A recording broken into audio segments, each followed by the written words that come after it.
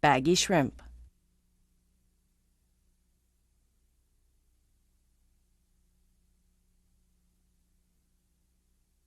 Step 1. For this fly, we're going to use a standard number 12 nymph hook and some 6/0 gray tying thread. You can use other hooks, bent shrimp hooks, but I find these fish the best and hook the best. Step 2. Now for the tail, we're going to use a little bit of blue dun hackle. It doesn't really matter whether it's a good quality hackle or not. Have the tail about the length of the hook shank. Again, it's not really that important for this fly.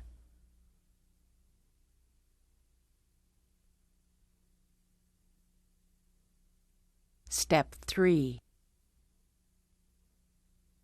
Now we're going to tie in a chunk of silver wire, and this wire is quite important. It's going to help rib and reinforce our fly. Tie it right back to the base of the tail. Step 4. Now we're going to take and cut about from 1/8 of an inch to 1/4 of an inch, or about a hook gap, strip of plastic ziplock bag. Tie that in right on top of the fly, right back to where we finished off with our wire. Step 5. And now what we're going to use is some synthetic dubbing. You really don't want to use rabbit. It tends to mat down too much. You want something that's going to hold its shape in the water. Maybe have a bit of sparkle as well. And it's not all that important that we keep this dubbing as tight as some of the other flies, because we are going to pick it out a little bit for legs. But you do want a bit of a taper from thin to thicker, back to thin again. Do you still want to squish down the very tip before you start dubbing, just for handling purposes? That's very important, to always keep the tip of the dubbing tight, even if the body's going to be loose. I'm going to add a little more dubbing here just to fill the body up. There you go. If you don't have enough, add more. Right, easier to add more than take away.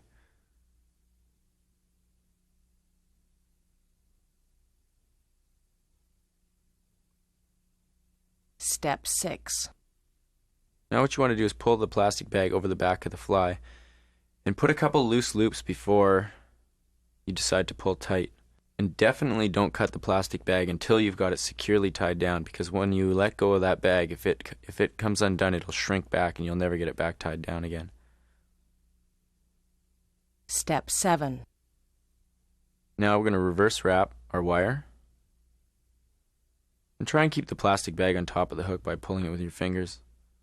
I noticed that there's nothing palmered here or anything like that, but we are reverse wrapping. Is there a reason for that, or is that just basically habit at this point? The reverse wrap, it always helps to reverse wrap anything you've tied down, just again for reinforcement. And again, make sure your wire is securely tied down before you cut it.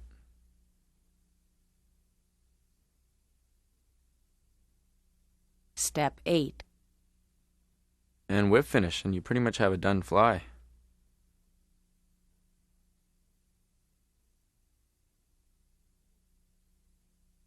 Here we're going to go in and we're going to pull the legs out with the dubbing needle. So that's the legs and gills and all that stuff that hangs at the bottom of a shrimp. You got it. Okay. That's it, the baggy shrimp.